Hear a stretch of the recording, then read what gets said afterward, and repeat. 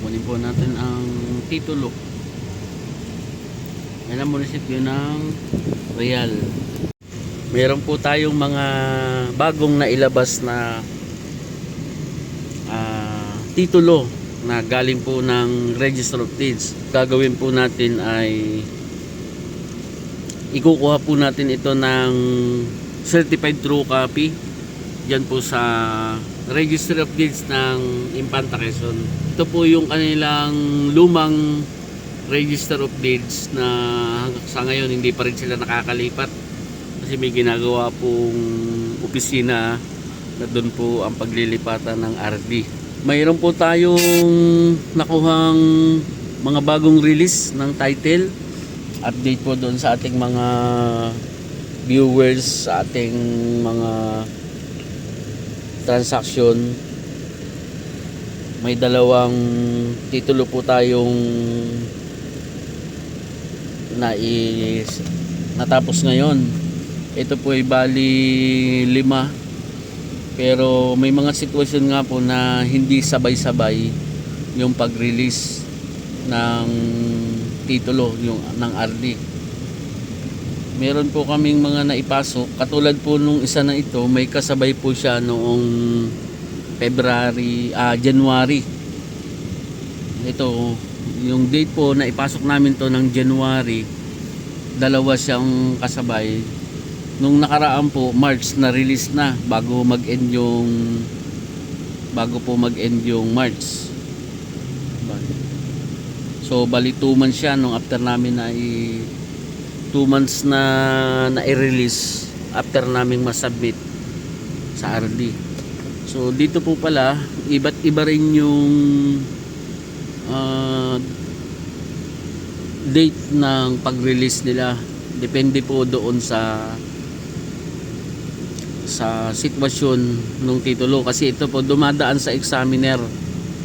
Katulad po nitong isa na to, November pa po namin to in-entry, pero ngayong April siya lumabas dahil marami pong inayos after po ng ICAR nito.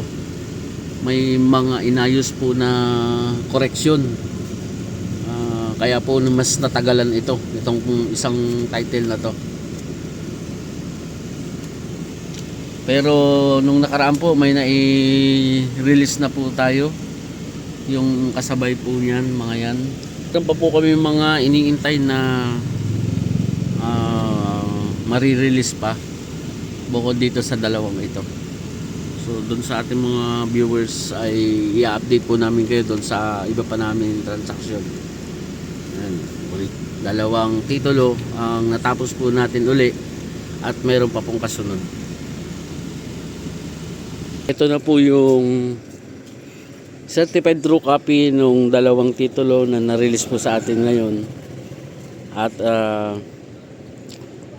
ito po ay i-rehistro naman natin dito sa munisipyo ng Real Quezon. Ito pong dalawang titulo na to na certified true copy ay nakuha po natin kanina lang doon sa Register of Deeds ng Infanta. Kinuhanan po natin silang certified true copy para sure tayo na naka-record na yung titulo na nirelease po sa atin. At dito naman po ay itatransfer naman natin yung tax declaration na nakapangalan na po doon sa bumili. So ito po ay dalawang TCT na po ito. Dito po tayo magtatransact sa assessor's office ng Real Quezon. Isa pong property na located sa barangay ng Bagong Silang at isa pong property na located sa barangay ng Kapalong. Yan po. Meron pa po tayo inaantay na ibang titulo na marirelease sa RD ng Infanta.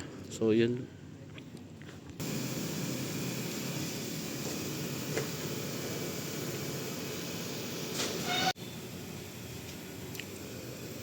Ito, sineserox lang po namin yung mga lahat ng document.